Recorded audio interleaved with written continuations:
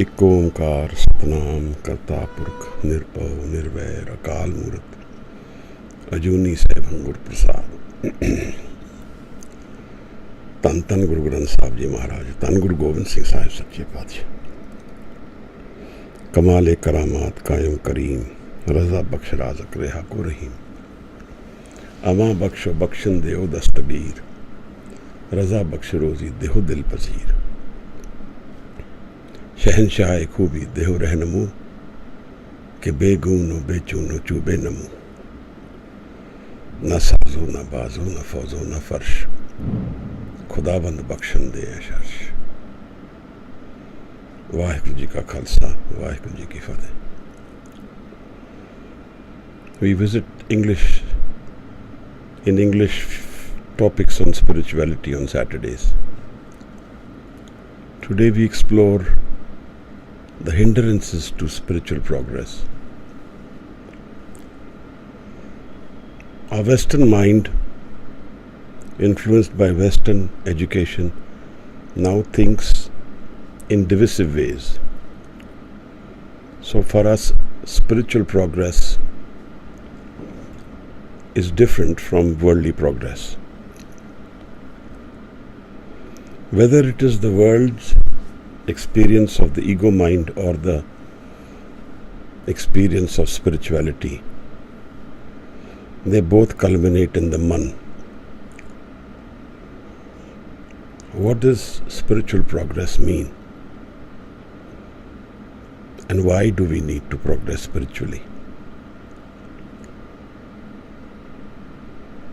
Spiritual progress means our ability to be able to go inwards, to be able to connect to our mind which is beyond our thoughts, to relax to a degree where we are so calm that our thoughts have also gone. And we now can see what is in our mind.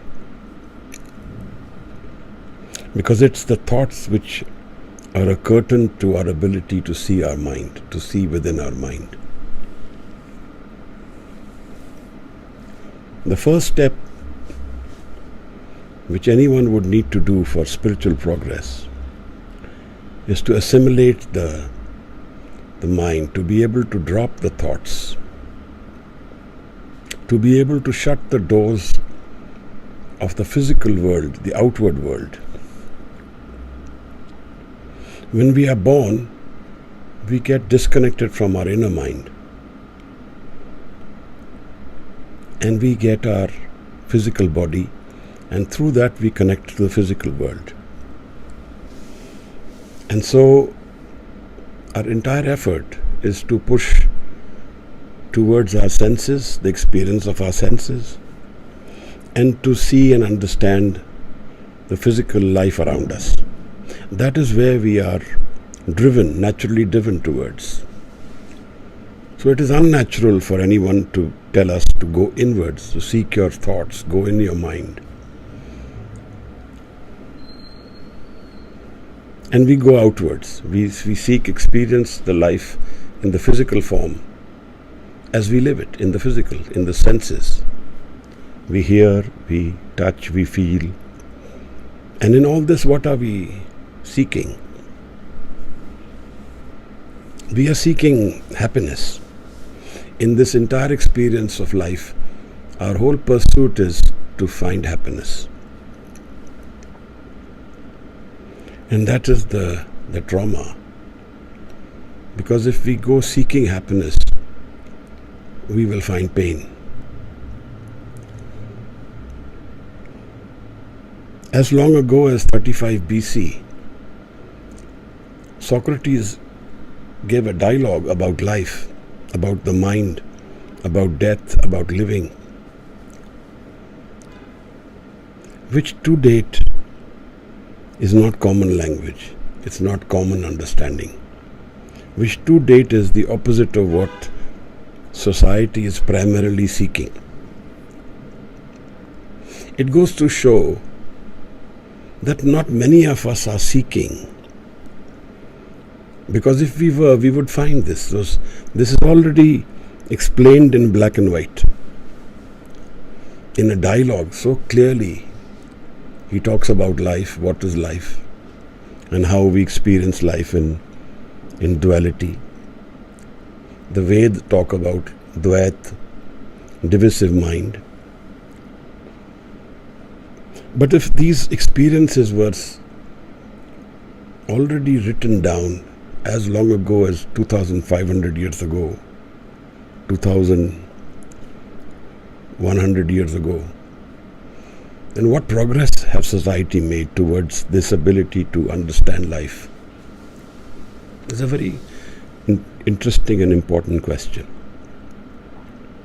And then so many have come after that. So what is progress? Well, we are naturally seeking outside. Our mind is wandering towards our senses, towards the physical world. And in that we explore. Whatever we find joyous, we indulge more in that. Whatever we feel we like more, we indulge in that. And then we prioritize life and we make our targets for our happiness. And the further away the target is from our reality, the more painful journey will be. That mind which is not seeking through the senses has got its peace of mind. But that mind which is seeking through the senses has lost its peace of mind, because he has to or she has to indulge energy, commit energy to that experience. For example, I want to do a PhD in a certain time frame. I don't get time to relax. I don't get time to have free mind. Spirituality needs one essential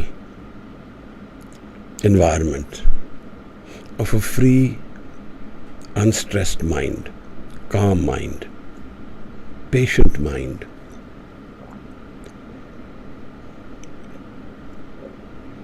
Henry David Thoreau wrote this book on Walden Pond. And he talks about these two spheres of the mind, the doing mind and the being mind. Doing, we want to always keep doing.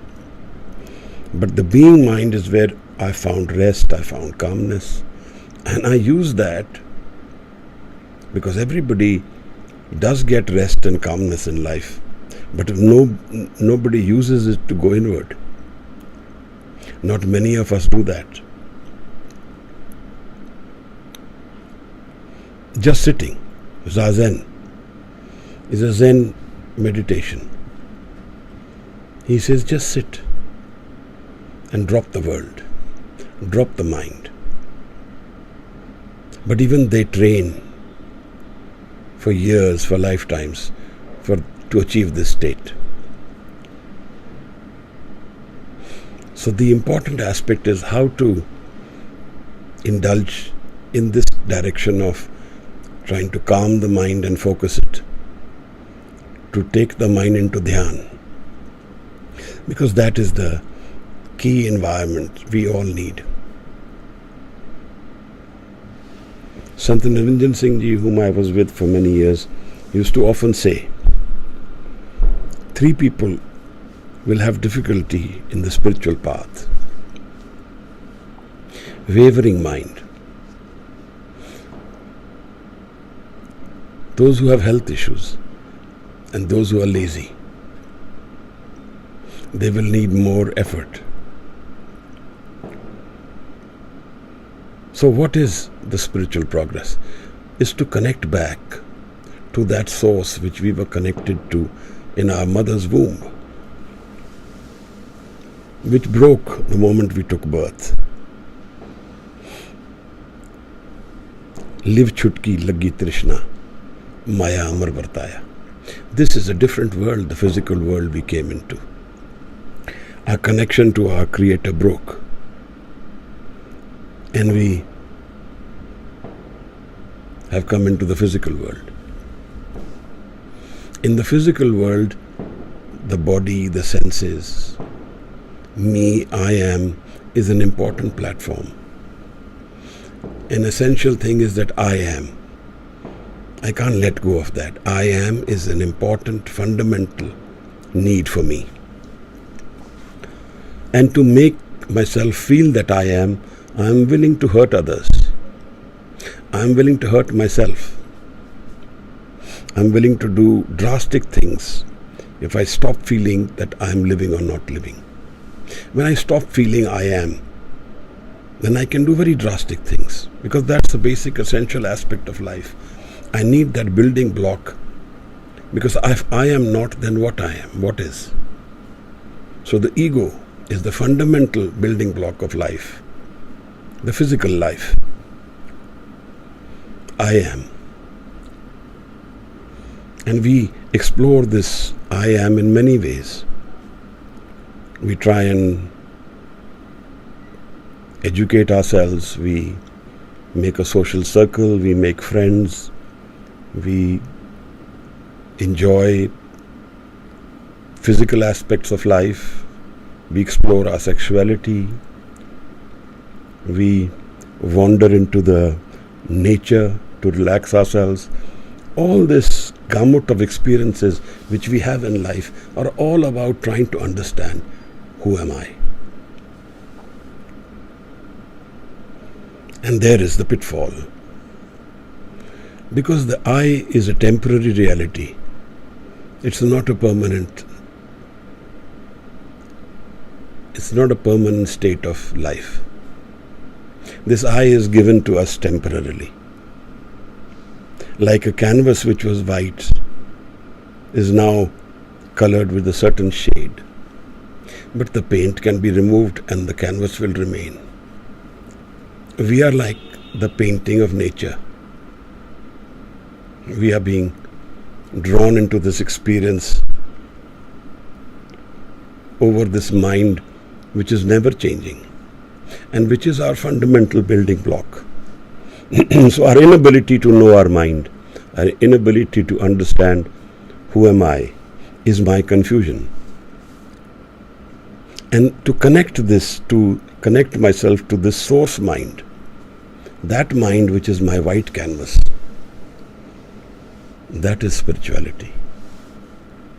That mind which never changes and is my source mind, which is my building block, is my creator, is where I come from. I need to go back there. I'm trying to journey into that mind, unconsciously, subconsciously. That is what I'm seeking. Because that mind has some inherent qualities which are very attractive. It is a source vibrant with energy. It is a stable environment of the mind. It's where nothing wrong happens. It's where love and happiness exist as an environment, not as what I have to do. In the ego world, to find happiness, I have to do. Unless I enjoy my peace, then I just have to let go. And if I enjoy my peace, then I've partly understood that I am not this ego mind. If I have understood that a calm mind is more important than the running mind, the doing mind, then I've understood that all these goals of life are driving me away from my inner peace, my inner reality, my inner love, my inner existence. Then it is driving me away into conflicts, into confusions, into errors, into doing things which will become painful for me. Bhai Nandlal asks this question. He says, Gam che bashad, gaflat az yaad khuda. What is the reason for unhappiness? It's to forget the creator, the source of where we come from. हजार अवगुण हो इंसान में मगर एक एहसान फरामोश ना हो. We have forgotten where we come from. And to go back there, to understand where we have come from, is our spirituality, is our seeking. And that is an answer to our core question of life. Where is my happiness?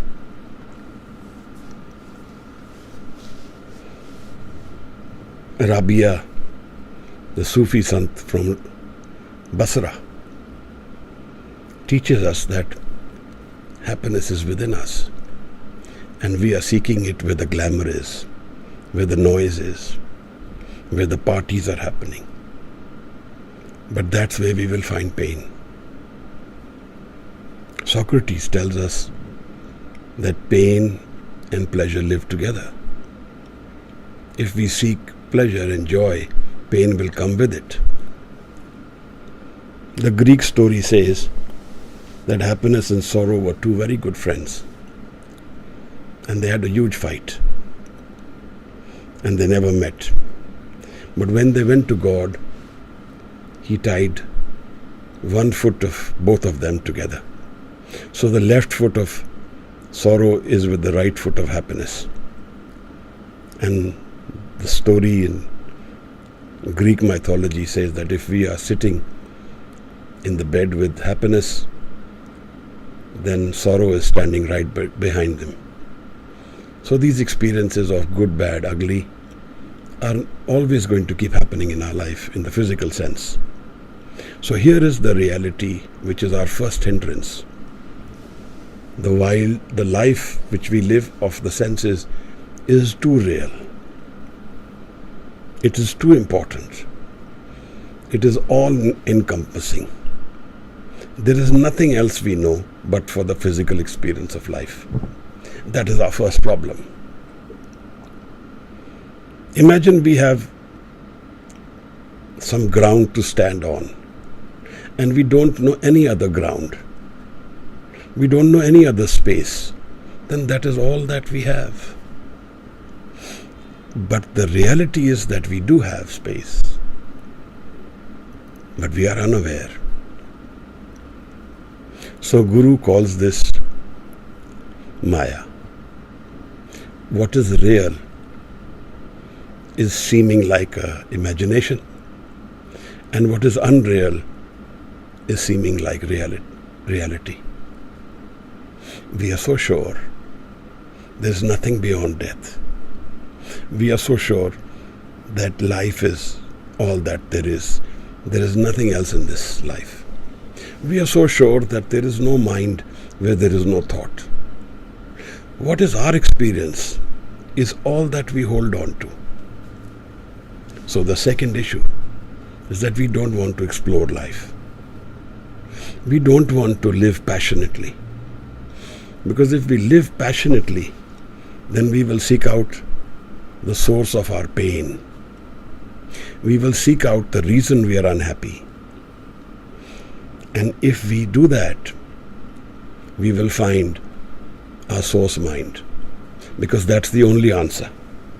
Spirituality, spirit, is the only answer to our pain. There is none other. But what we do in our present life, we avoid pain. So when we live through life, we avoid pain. So we don't understand that the basic experience of life is pain. Let's take an example of Gautam Buddha. Gautam Buddha was taken on a chariot to experience the world, and he saw death, illness, and he saw old age. These three things, he just saw them, and it changed him. It changed him to a degree where he abandoned life completely. He said, if this is the reality of life, then this life is not worth living. This is not what it is. Now we experience these things every day. Every day we see death. Every day we see illness. Every day we see old age. But none of us are willing to learn. So our ability to absorb our environment is different from how Gautam Buddha has seen the world. He sees the same thing as you and me. But how did it change him so much? And it doesn't change us at all. How did that teach him so much about life that he was able to then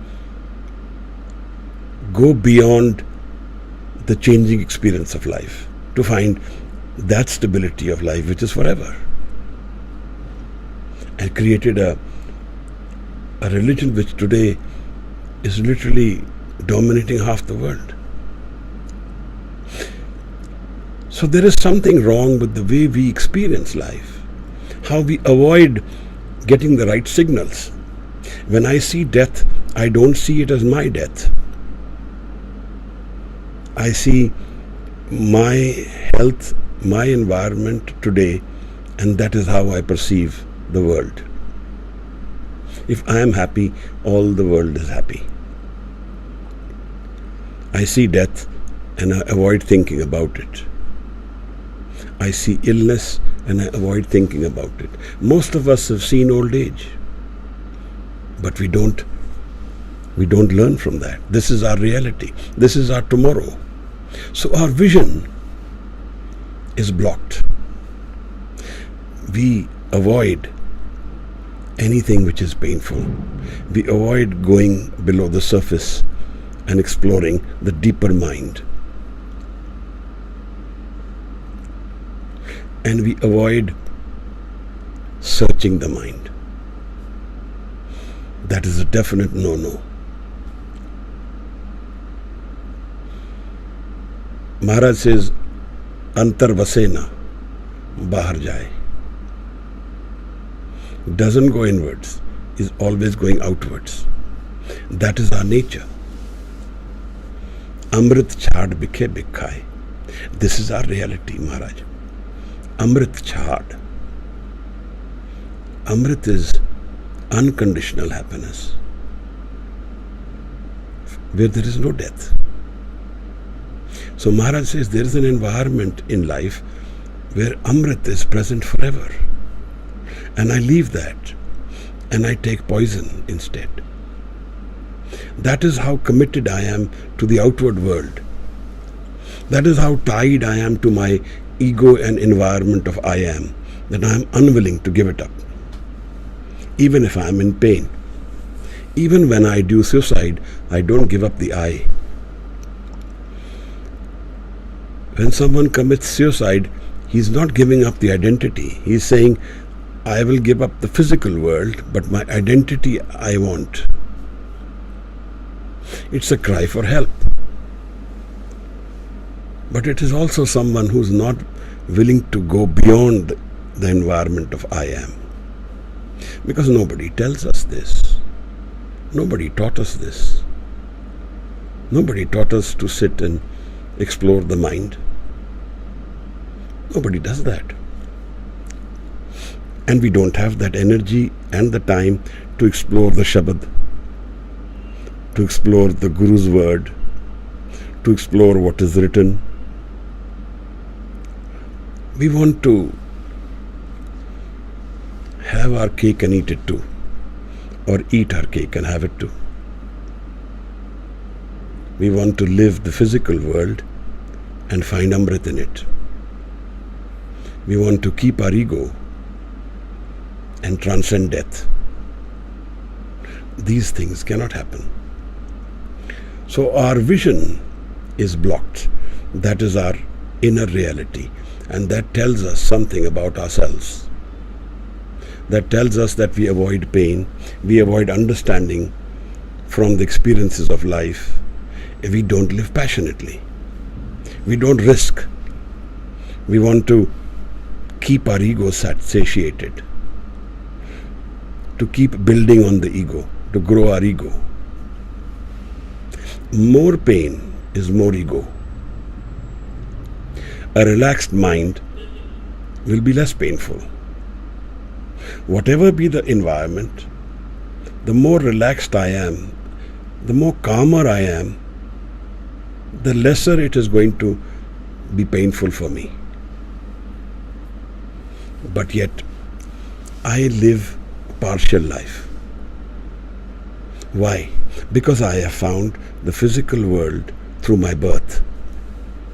And this physical world at birth is what I know. I don't need anything. I don't know anything better. There are 4 things which are very critical to spiritual progress. Sangat, Seva, Simran and Shabad. How much of these we have in our life? Because these are our coping mechanisms of the physical world, of the spiritual world. There are coping mechanisms of the physical world where the emotional stability is dependent on sharing, on ability to understand ourselves, to be able to relax our mind. That's the physical world. But in the spiritual world, Sangat, I remember Guru Amar Das Maharaj handing over the Guruship, and he says, Buddhe di Sangat na chadna. Guru tells the Guru, don't leave the Sangat of the wise and the spiritually inclined, those who are in Simran. Guru is telling the Guru. That is how important Sangat is. Seva is our ventilation. We are feeling depressed, we are feeling upset, we are feeling sad, we are feeling confused.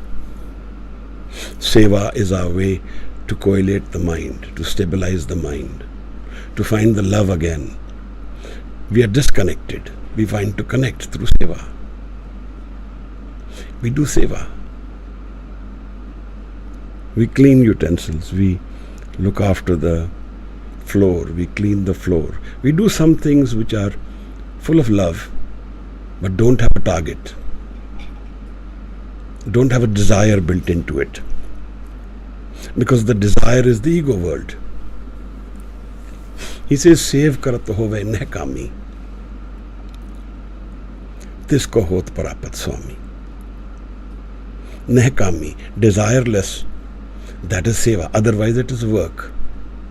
Anything I do with a desire is not seva, it's work. Anything I have done and I stood in the public and announced I did it, it becomes work. Because the ego has claimed the benefit. So what does Guru say? Je lode changa apna, kar punho neet sadaiye. If you want good for yourself, do good and get called the culprit, the neech. Don't claim the benefits of what you're doing. Sant Hindrances Singh used to tell me, do that seva which nobody can see you're doing, and that which nobody else wants to do. Clean the toilet. Do it when everybody's asleep. That is how seva is to be done. Because it is for the soul. It is for my spiritual journey. Why do I need spiritual journey? This is a competitive world. We make even spirituality competitive. I have lost, he is gaining, I may not get it, I may lose it. What will happen? So the targets I build about spirituality are a great misnomer. They are you never know what we are doing. E marg ke gane jaye na kosa.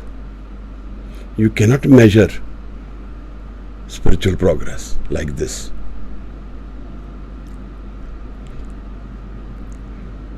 We do this. What if I die tomorrow? What will happen? I have seen some of us are anxious.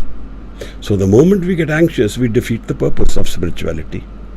We defeat the purpose of being spiritual, of being a Sikh, of seeking, of calming ourselves. We want to make those rules which are of the physical world, we apply them for spirituality. They don't belong there. Spirituality is timeless. And once we have connected to a guru in spirituality, then we need to be patient. Dheeraj Sunyar. Then panic and anxiety means that we don't have a guru. Panic and anxiety means we are not connected to our inner calmness. So this is our other hindrance. Spirituality is about relaxation, calmness, peace, dheeraj. And the more anxious we are, the more wandering we are and pressured we are, the further away we will go from our own spirituality. Where is our spiritual goal? It's our mind. It's our man. And where is our man? We live our man. This is what Guru Tegh Bahadur Sahib is telling us. Kahire ban khojan jai, sarab nivasi sada alepa, tohe sang samai. So we speak spirituality through the physical. We want to see it through our eyes. That is why these photographs, that is why these forms and shapes, that is why the idols. But Maharaj says, Creator has no form or shape. No defined form or shape. Then how are we going to define? We can't hold on to anyone. We can't hold our Creator. We can't establish our Creator. Saibang. We can't establish Him. He is present wherever reality is, wherever the creation is, He is present in it itself. Hak Sach Khalak. Khalak mein aane. Sham Murat nahi. Hak Sach Khalak. That the Creator lives in the Khalak. The Khalak, the Creator, lives in the Khalak, the creation. Hak Sach Khalak, Khalak Mayane. Mayane means lives inside, in the Mayan. Sham Murat Nahi. Bhagat Kabir says, He is everywhere. Then where are we seeking Him outside? Bahar tundat bahut dukh paave. He says, the more you seek outside, the more pain you will get.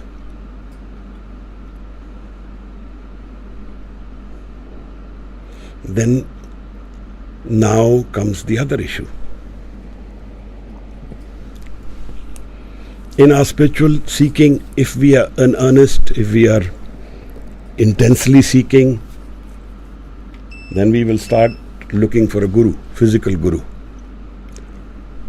9.9 people out of 10 today who are claiming themselves to be guru are not guru. So the concept of guru is not understood by us. We don't know who is Guru, and we are seeking the Guru. Yesterday somebody sent me a question and said, is there any Brahmgyani in Punjab today? This is what is it supposed to mean? Who can know who a Brahmgyani is? A Brahmgyani can be sitting next to me and I will not know he's a Brahmgyani. To be able to experience a Brahmgyani, I have to be a Brahmgyani also. Otherwise I will never know. Then what is this question meant for? Basically what he is saying, can I meet somebody who is spiritually evolved? I think that's again seeking the Guru in the physical. But a Guru is a Shabad. is ever-present energy everywhere. And we connect through Guru how? Even if we met a physical Guru, we establish a Guru, we say he is our Guru or she is our Guru. Then how do we connect to the Guru? Through the Man. Only when we connect in our thought first, in our dhyan, then the connection happens. So how is the connection happening between Guru and Sikh? Through dhyan and Shabad. Through dhyan and thought and Shabad. Suppose a Guru says something to me and I follow it. So how is that happening? Shabad. The Guru is saying, wake up in the morning and do this mantra. Let me, for example. So what is the Guru saying? Shabad. So how is the meeting happening? The Shabad is my meeting the Guru. It goes within my man, transform my mind. Then I practice the Shabad. I practice what is being said. So Maharaj says, Suniya maniya, man ki tapao.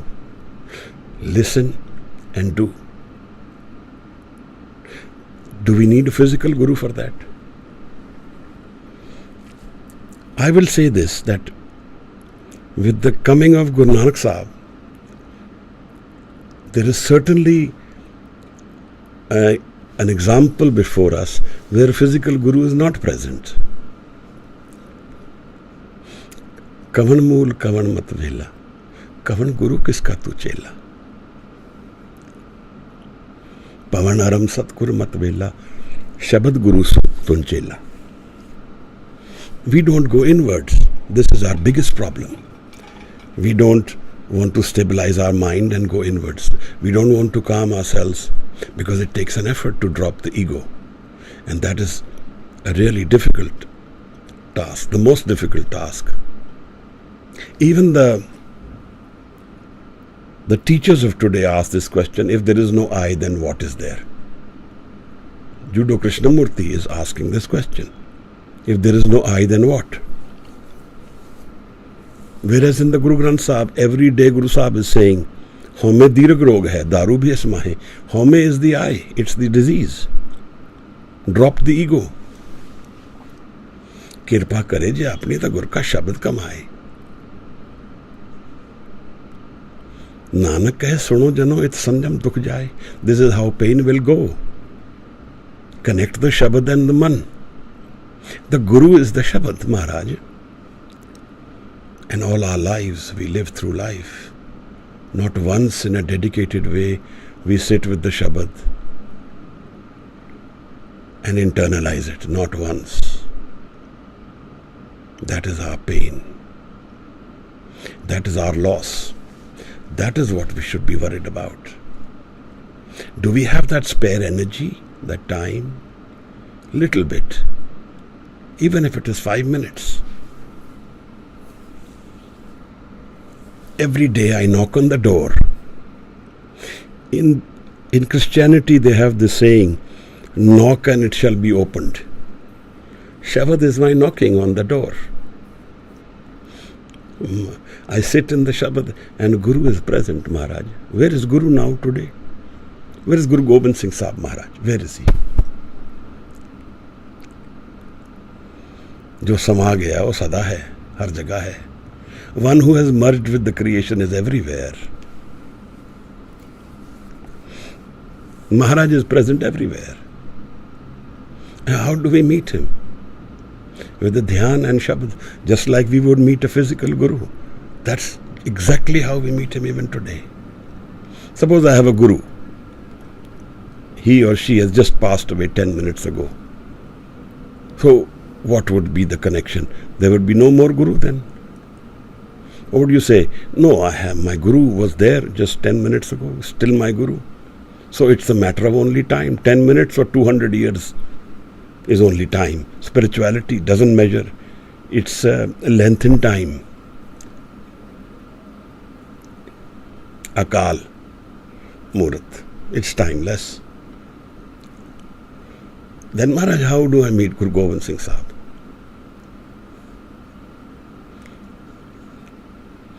How do I meet my inner reality? That is how I meet Guru Gobind Singh Sahib. It's the same process. Only if I seek with love and with dhyan. So the dhyan and the wandering mind, these are my problems. I make spirituality a target. Guru nahi aaya, what will happen if I die? Well, if I met the Guru, physical reality doesn't have any meaning then. I have one story. There used to be one person in Malaysia,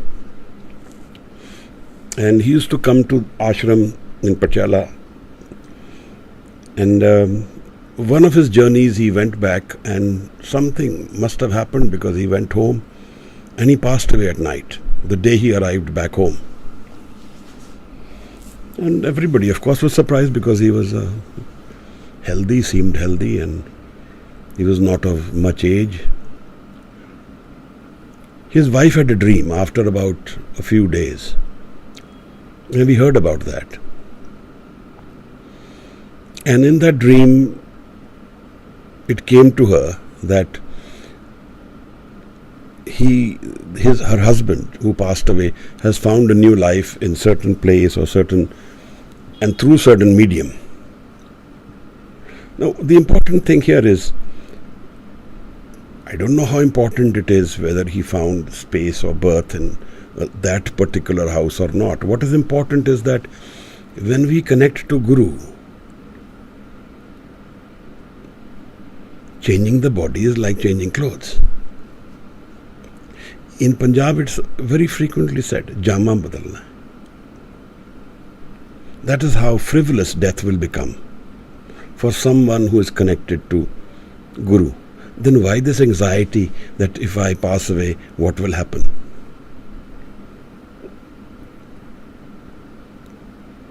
Spirituality can be a journey of many lifetimes, or it can happen 10 minutes or just this second. This is all in the hukum. And to live that hukum is our reality. We can't order the hukum. Somewhere I read Kabir saying that he has gone through many lifetimes in seeking the Creator. Kabir saying that. And the level of spirituality Kabir is unparalleled. But we want to dictate our ego even to spirituality. So we make our rules for spirituality. So this person asked me about Brahm Gyani. I said, certainly there is. Because I know of one at least. But I told him, you can never meet him. And even if you met him, you can never talk to him. He says, why can that happen? The Mauj. Creation has its own Mauj, its own ways of living. We can't dictate. We can dictate our seeking. We can commit our energy to this seeking of our spiritual experience, to our seeking of our chit, to seek Sat within ourselves. That is our commitment. So we get lost in the Guru. We want a physical Guru. We want someone who will tell us, who will explain us. We don't want to work in trying to understand what is being said. And then we don't listen. One of the biggest problems all of us have, and the way our ego expresses its hindrance to spirituality, is we don't listen. Maharaj says, Gaviye, suniye, man rakhiye pao. In the Japji, Maharaj says 4 paudis of sune hai before manan. So if we don't have the ability to listen, we can't go into manan, we can't go into dhyan. Dhyan means to absorb everything, to process. Dhyan means to remove all the conflicts of life. Dhyan means to put energy at one point and make it stable. Thir ghar. I am sitting here. I am not going to wander. I have committed my mind to be stable. Tuk dam karari jo karu. Bande khoj dil har roz. How much of that we do? We make our targets. Who is making the targets? The ego is making the target. So the moment we say, I have to find Guru within this birth, I can ask it, I can pray it. But remember, Ardas means to give up the ego. The Ardas means to dissolve the ego before the feet of the Guru.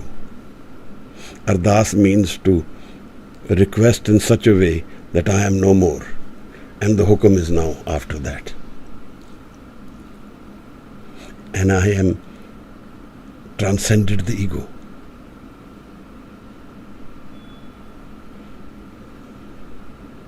So our hindrances are the Guru also. Concept of understanding who is Guru, where is Guru, how to find Guru. So what we can do is we will see who talks our language, who looks like a Guru, who wears those kind of clothes, or who seems logical.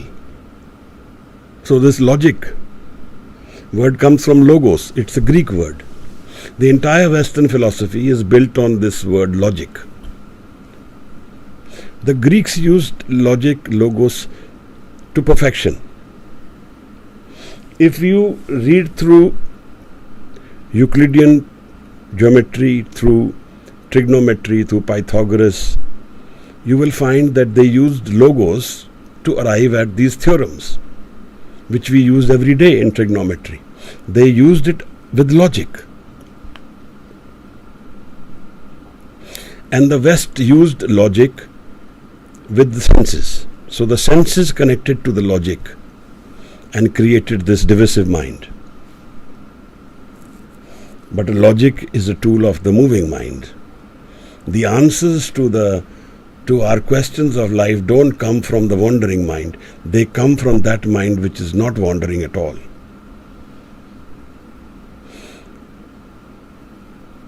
The answers come from a mind where all the questions are dropped. There's no mind. So we don't explore the mind. We don't want to go inwards. Sangat, Seva, Simran. Simran we don't do. Now this is a problem. We can have an environment where we are so busy that we don't have any time for spirituality, and it can completely naturally happen. In today's world, our commitments to careers are so deep that we don't have any time. Sometimes we do have time, but we fib ourselves, we fool ourselves. But it can happen that we really actually don't have any time. We are so committed to the task, but for my sleep and my working, I have no energy and time left. What will happen there? What is the answer to that form of life? Is there a possibility of a spiritual seeking that can happen in that mind, which is so absorbed in the physical life and cannot? It has no free energy and time. And what is the door for that person? So we come to that. I will address that issue separately. Most of us do not have that state of mind. Most of us don't. We have some time, 5 minutes, 10 minutes, 15 minutes. We have some time. And I have seen those people who are committed to spirituality give up their sleep time. And they have harnessed dhyan in such a way they don't need so much sleep. Another problem which comes as a hindrance in spirituality, in spiritual progress, is physical health. If we are not fit enough, if there's lack of oxygen in the brain, you cannot do dhyan. So the physical fitness is also critical. Then the balance of life. We get very confused. Often I meet people who say, there's a lot of sexual thoughts I am getting. My sexual desires are my problem. I don't think that's true. That happens because I have enhanced my ego and tried to suppress my sexuality. If we live our sexuality, then it will not come into our head. I think what we try and do is we get obsessed with our own sexual energy, and that obsession doesn't let us go beyond it. So we make ego pollutes our sexual space as well.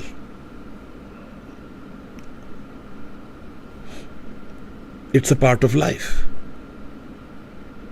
There's no reason for us to make it a hindrance to our spiritual progress. It's the same energy used in different levels. Like we use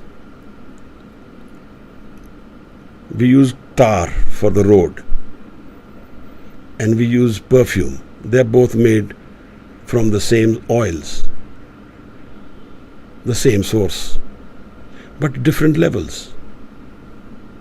Above tar there is furnace oil, above furnace oil there is another oil, then there is another oil. There are different categories of ingredients which are drawn out of oil.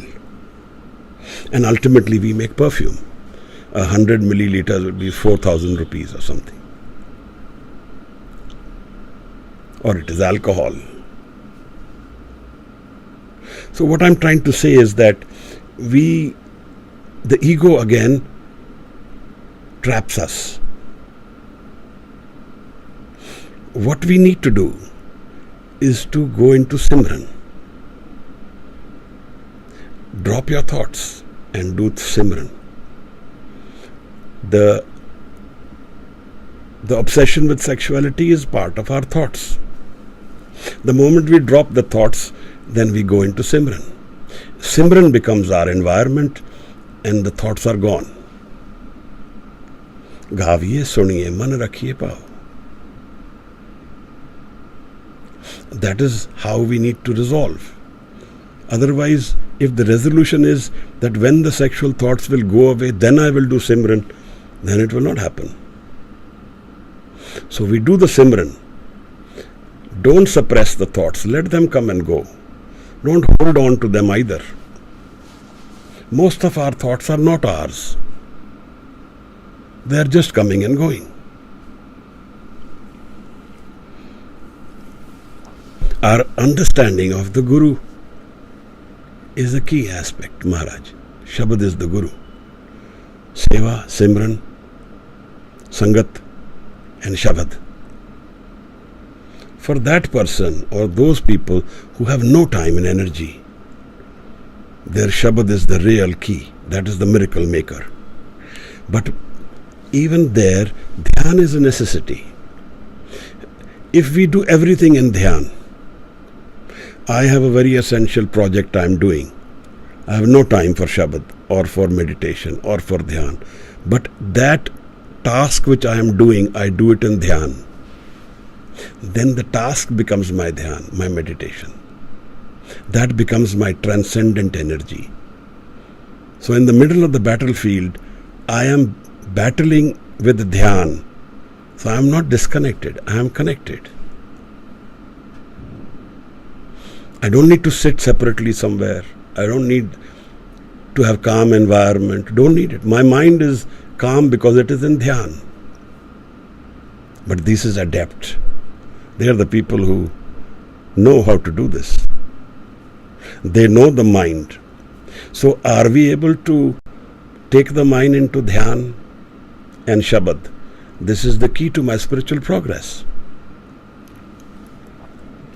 Lack of energy, lack of time, that has a problem. But Dhyan transcends all conditions. So when Guru Sahib goes into Simran, he says, Uthat Baithat Sovat Jagat. What does that mean? It is timeless. Uthat Baithat is no posture. There is no need to really sit in a posture. You can if you want, but it is not a necessity. For me to experience Shabad, I don't need any specific posture because it is already internalized. It is already my breath and my Shabad are together now. They are not different. Swas giras. So the Simran happens to that intensity where I am able to internalize all this process, where I am able to live the Shabad with my breath. This is the key to living a spiritual life. The soul experiencing Atma. Where is the Atma? It's in the Anand of life. Atam Ras is Anand. Atam Ras ja janiye, so hai Khalas Dev. Prabhu mein, moh mein, taas mein, ranchak nahi na ped. Maharaj says, who knows this Atma Ras, the Anand of life? He is the Khalsa. Between him, me and the Creator, there is no difference. So Satgur ke janme gaman mitaya. When we connect to Shabad Guru, wandering ceases. Cease the wanderings of life, Maharaj. Meet the Guru. Anywhere you want. The mind should be present. If I go and meet a Guru physically and my mind is wandering towards what happened to my car today, did it get repaired? I met the Guru, but I am worried about my car. So the mind experience is happening where the mind is. So I don't have a Guru physically, but my mind is with Shabad. I meet the Guru. But if I have a physical Guru and I'm thinking about some physical task, then my meeting is incomplete. It is meaningless. So if I'm present in Dhyan, everywhere there is Guru. There is nowhere there is no Guru. This whole life becomes an experience of spirituality. Every physical aspect of life doing becomes spiritual. So there is no two, there is only one. But to harness this, Sangat, Simran, Seva and Shabad. These four.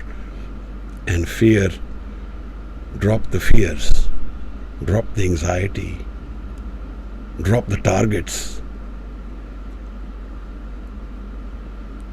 What is death?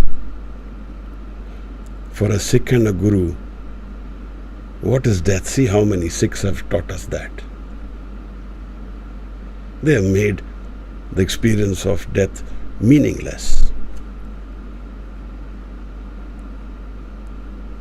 They made it a joyous experience. Doe tante jap ji pade, dekat sab acharj bade. Bhai Mati Das in Chandni Chowk. Both the halves of the body are reciting the jap ji. Doe tante jap ji pade. Mool mantar. We make the Mool mantar so close to our heart, so part of our everyday routine that we have no gap between us and the Mool Mantar. Then what happens? Maharaj says, Kadiye Shabad Sachi Taksal. The whole experience of spirituality, Maharaj, happens with the cleansing of the mind. That is the key. Like a pond of water which is dirty, which is murky, which is full of mud. You can't see what's in it. Our minds are like that. Maharaj says that when the mind is polluted, corrupted, then we go into Simran to make it pure, make it cleanse it, to let the dust settle so we can see what's in the water.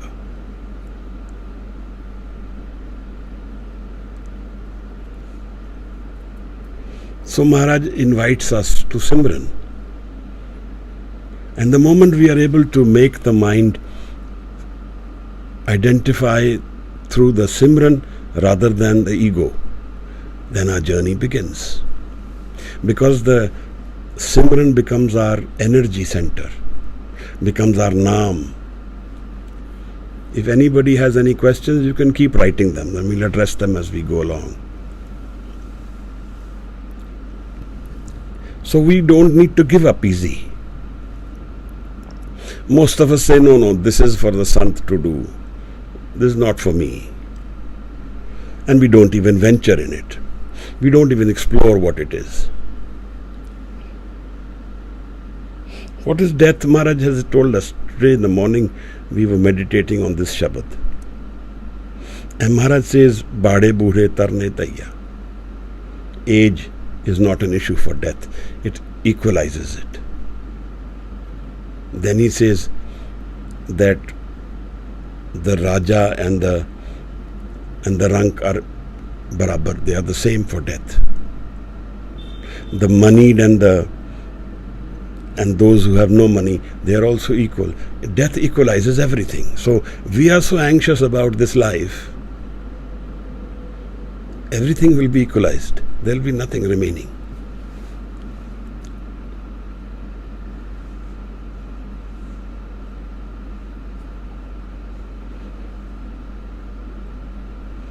Then Guru Sahib invites us to Simran. Like the clothes are dirty, we wash them. Like the body is dirty, we wash it with water. Like the mind is distracted, impure, it is polluted by thoughts, we cleanse it with Naam. Par ye mat papa ke sang, o tope naame ke rang. Seva, Simran, Shabad and Sangat. Let's invite these energies to our life with a prayer, Ardas. Ardas kari prab apne aage. That let me make spirituality a key part of my life. Simran, a key part of my life. And that will resolve all the issues as I go along. And I don't apply these wrong rules. When I say that death will happen, then what will happen? I get anxious, anxiety takes it over. I don't have a short vision. My vision to spirituality has to be large, has to be open. Ajar Jarna. You have to have a big heart here. This is the game of life, of the spirit, of the soul. We've understood who Guru is, Shabad Guru. And then there is this other phenomena, recent phenomena, where we are more bothered about techniques. We do this technique, we do that technique, we do this. Yoga is a very good thing for physical fitness. But those techniques are not necessarily very rewarding. For example, manifestation is a more recent phenomenon. Who is manifesting? I am manifesting. If I have the ability to create, then who is God? Then who is Guru? If the I is my answer to my problems, then there is no need for Guru, there is no need for God. Can we manifest a life beyond death? Can we manifest happiness forever? We can't do those things. We are fooling ourselves. Manifestation is a part of our ego. It's a part of our ego's search for itself. And it will lead to more pain. The stronger the ego will become, the more painful it will become. Similarly, techniques. We can use techniques to learn dhyan, to do Shabad. But those are just tools. Use them and drop them. Those are not the Guru. Shabad is the Guru.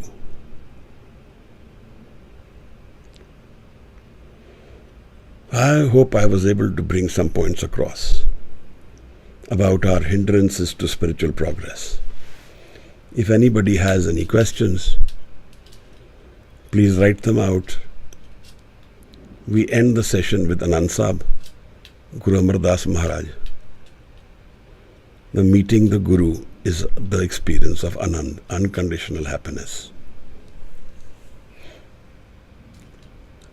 Happiness without reason, a state of being. आनंद पाया मेरी माए, सतगुरु में पाया. महाराज.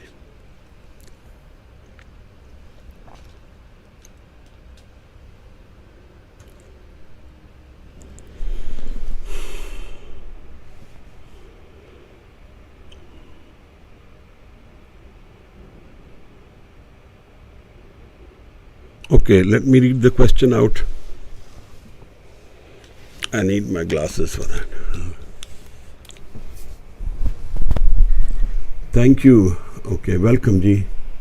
Since Dhyan transcends all conditions, now should one approach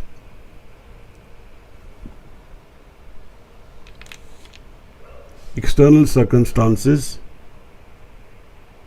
before reaching that state?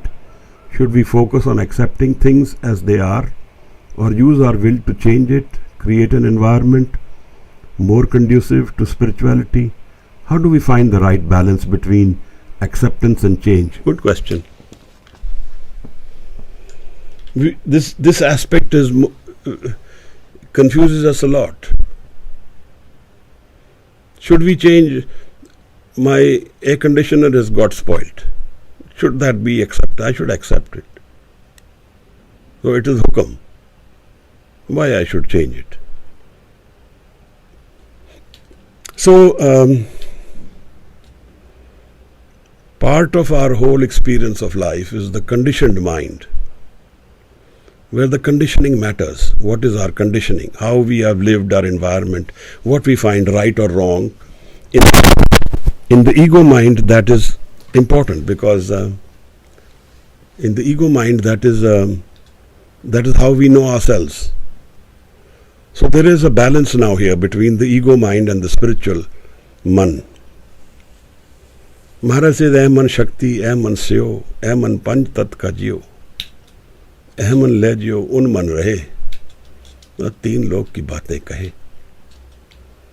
Maharaj, what we can change.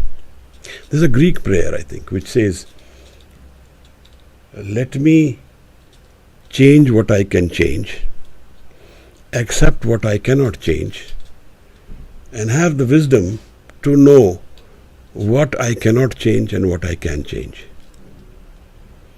So the first thing is that what are the things in life which we can change? When we talk about hukam and acceptance, one of the primary aspects which governs life is the hukam of death. जो आया सो चल सी, सबको आई बारी है. ऐसो है संसार पेखना, रहन न को पहिए रे. So this is the hukam of the. So the first aspect of understanding hukam is to accept death as our. I was listening to a friend yesterday who was talking. He said, "You may have lot of money, you may not have lot of money. You may be very fit. You may go for walks, eat the right thing, keep yourself relaxed, not be tense. But remember, end of the day, you will still die." So, interesting thing was that accept that we have an ending to this road. And then comes the second question, what is life for?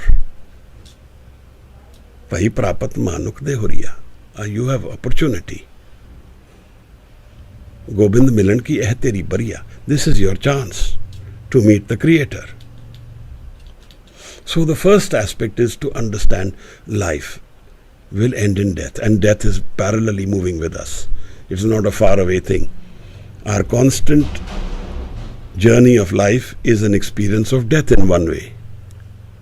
We are dying from the day we are born. Whatever we can change in our life, we should change if we want to change it, if that is our conditioning, if we require it. Whatever we can't change, we accept it. But the hukam is not about the thinking mind only. Hukam is everything about life. And hukam can only be known when we have understood the relationship between hukam and ego. Nanak hukme je bujhe, taho me kahe na koi. When we've understood that I am only a transient, temporary visitor, then only hukum's reality will start coming to me. Bujhe, understanding will come. Maharaj. And Naam is our hukum. Naam is our reality. Simran is our hukum. So, the everyday questions of life we address with the energy of Simran. The energy which we get from Simran. Because life can get very confusing. It can create problems and issues which are far beyond our imagination and which can be very constraining, which can be very binding, which can be pressurizing, which can be very difficult. Absolutely, that is absolutely a reality. But then it's like in medical terms they talk about an emotional balance. That in a relationship, when we have emotional balance, we have good harmony for many years, and suddenly there's discord, then that emotional balance will come and help us recreate the energy of communication. Just like that, if Simran is our energy balance, if we have done Sangat, if we have done Ardas, if Guru is, then that will help us. And Sangat, I must say, is always energizing. I do this Saturday, Sunday Sangat at home. Earlier, people had more time, but even then, that is an energizing part of my life, where I find the answers when there are no answers. Sometimes in life there are no answers. You still have Simran. Where there is no thought, where there is Simran, where there is Naam, the Naam is the solution. So the balance of life will come from Simran, from Naam. Because life is dynamic. Today there is less problem, sometimes there is more, sometimes tomorrow there is no problem. That is the connectivity between the times of highs and lows of life is Simran, is Dhyan, is Shabad. Now Dhyan,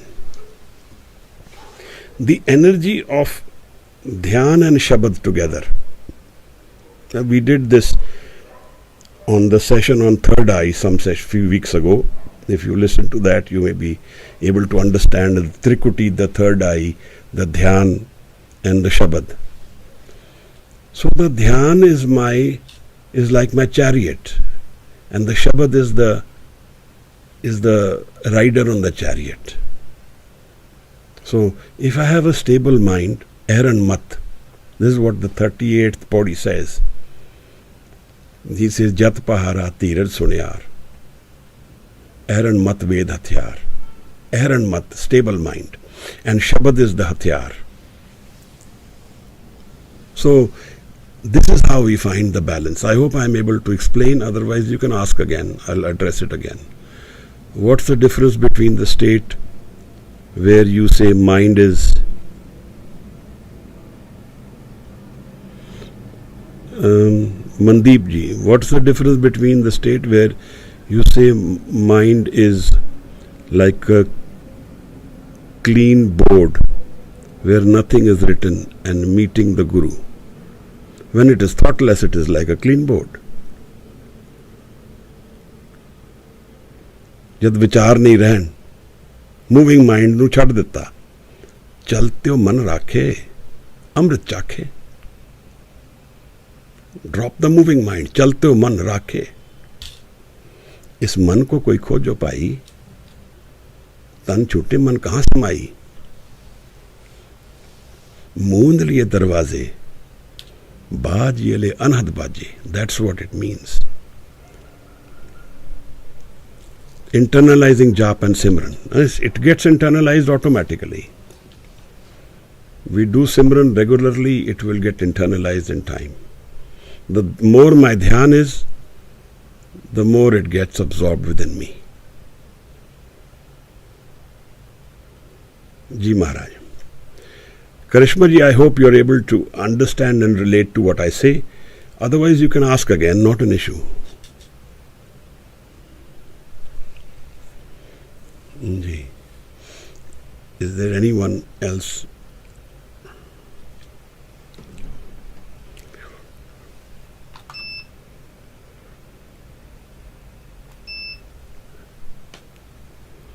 Ji. So no more questions. Somebody can volunteer for Anand Sahib. Maharaj.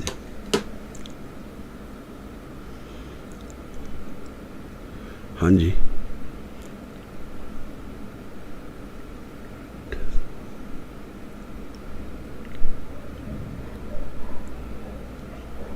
Ji Maharaj. Death is our parallel experience. It's always with us. When we make a loss, when we have illness, when we have pain, it's part of the death experience. When we lose a game, it's part of a death experience.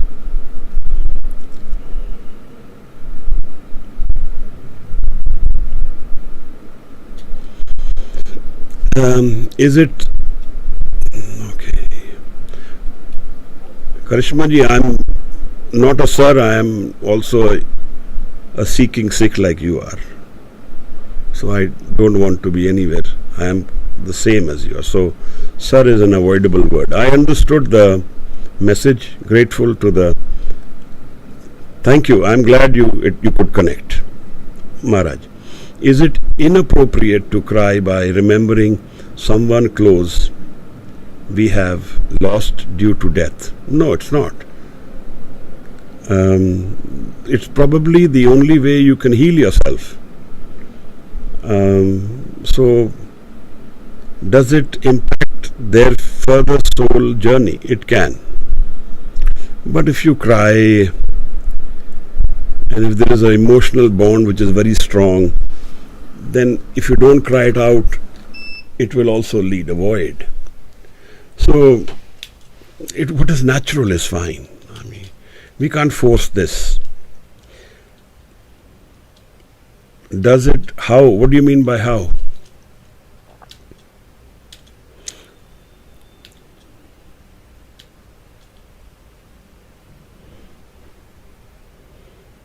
Anji, I don't know the name P. Does it impact the further soul journey? Whether it can, when we connect to somebody who has passed away and we call him or her again and again, then it distracts them from their journey. Of course, it will. Because actually, the thing is that we are not disconnected from anyone. So these experiences of connection are there everywhere. But if we keep calling them again and again, then it will distract them from where they are. Their energy will get distracted. But if it is a painful experience, then tears are made to ventilate. They are a natural part of our life. It's okay to cry out, and it takes 2 years, the modern psychology says, for us to heal when someone very close to us passes away. So, but don't make a practice of it that you keep calling the person. That is not healthy for them or for you. Ji Maharaj.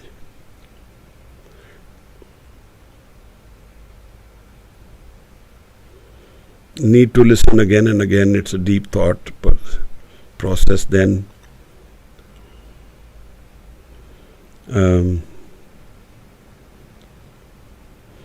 I'm glad that you find some Gobind Preetji, if you find it useful.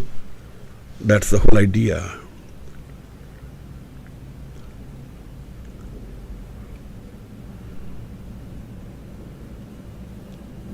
Ji.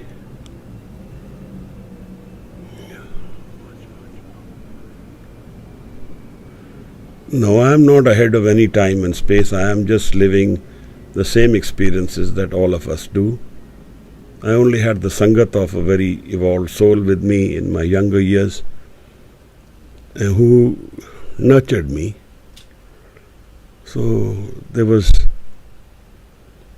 but spirituality is an absorbing subject. If we find it interesting, it will take lifetimes to experience it, and it will take us beyond the changing world. If Guru Prasad or Guru Kirpa exists, then only. I hope to find it someday. Ji Maharaj. One thing which I would like to mention to Karishma ji, if you can make an effort to learn dhyan, that will help. If you can learn how to drop the moving mind, to watch your thoughts. Because who is the one who is thinking? Let's find that person. Because the moment we find that, we will see these thoughts will go away. Because I am the source of these thoughts. So to be witness to these thoughts is one way of going into dhyan, of conserving the energy. It will help in this journey.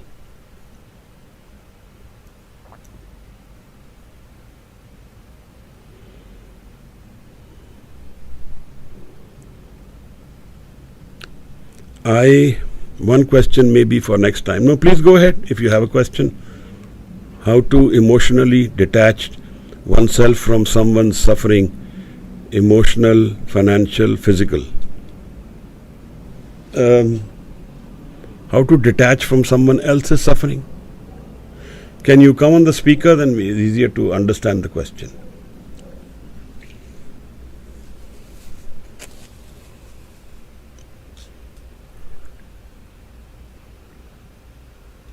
Hanji. Vaheguru ji. Hanji. This question is coming because I didn't want to declare, but I feel that this is a confined, safe space. So I discovered that I'm an empath. Empath, what I mean is I see someone suffering and I cannot help that person. Or, I mean, in this human world, there are some people who are sent to suffer or whatever to do, whatever reason. But I'm not able to help them. Like if I see my close one going through this physical pain, all I can do is take that person to the doctor, let that person take medicine, that's all. Beyond that I cannot do. But I can feel that this is been going on for a very long time. Maybe I feel if I were in that person's place, I would have been able to tolerate even for a month or so. So I was privileged to learn yoga from a young age, and that time what he said is absolutely right. Yoga doesn't help, that's just one technique, but Simran, Seva and Sangha especially has helped a lot, and even Shabad. So that time that yoga class they used to say you detach yourself from your children, from your parents, emotionally. And I was like 12 years old. I was like, this is impossible. To live in a family and to detach yourself from your whatever mother-in-law, that lady used to say. I said, it is impossible. Like, how can a mother detach herself from the suffering of her child, right? So that's what I'm asking.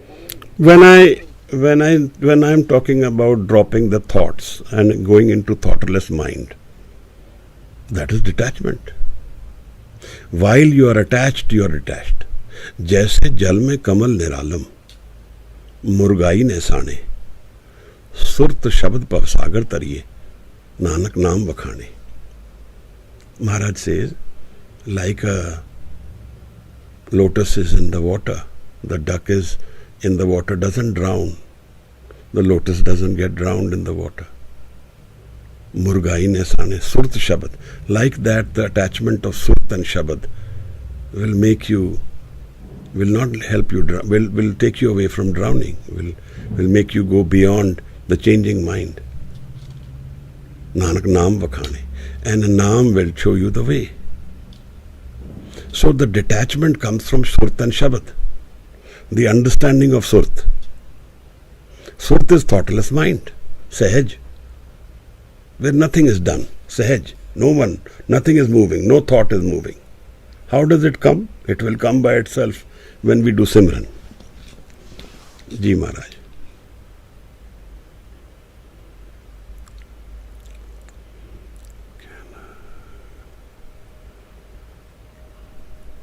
Can a grast be surrendered to Shabad and Guru completely? Can spirituality be their forte too? Of course. We are all grast people. What is there? Grasti is... Guru Nanak was a grast himself. We can live this physical world and yet transcend it. That is the whole beauty of it. Maharaj in Guru Amar Das Maharaj in Anand Sahib says, Viche Maya Paya. While you are in the Maya, you have found the Creator.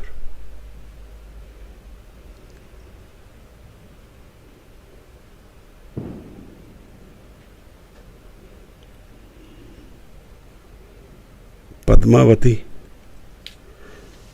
There's no need to hate anyone, I would say. There's no reason for that. Hanji Maharaj, if all the questions are addressed, let's... Anand Sahib, if someone can volunteer, please.